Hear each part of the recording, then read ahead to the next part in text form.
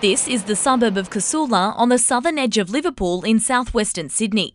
It's home to a community ranging from young aspirationals to long-term residents who've lived most of their lives in its leafy surrounds. It has a unique mix of colonial and Indigenous history, with one of the colony's oldest standing residences, Collingwood House, overlooking a centuries-old meeting place for the various local tribes that called the area home.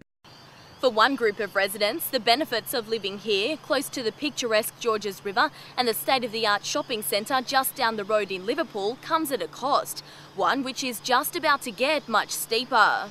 The corridor between the river and the residences of Casula carries the main south rail line, and for some residents is right at their back fence.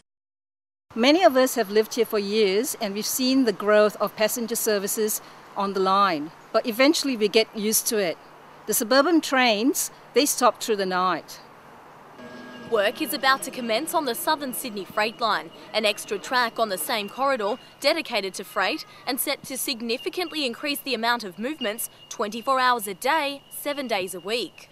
We're all for the concept of the freight line to take traffic off the road and make it safer, but we're treated as collateral damage to make this happen.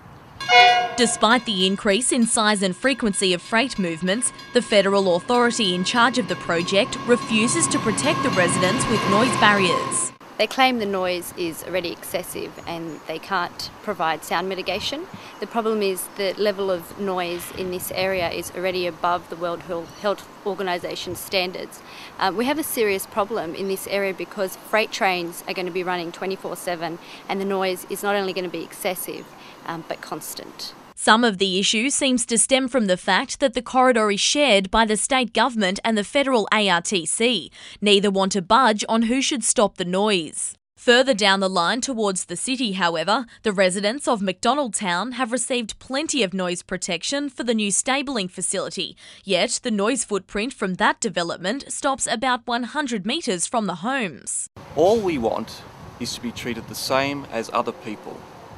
We have a right to enjoy our lives, but ARTC is using a technicality to save money. Whether they have to do it or not, they should do it.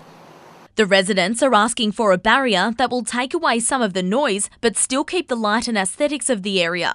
The wall shown here at the new Lidcombe Turnback protects shops along the City Rail line, and none of these stores are open at night. Our local members have been sympathetic to our plight. We have indeed knocked on so many doors, but sympathy does not get us noise barriers. We need action.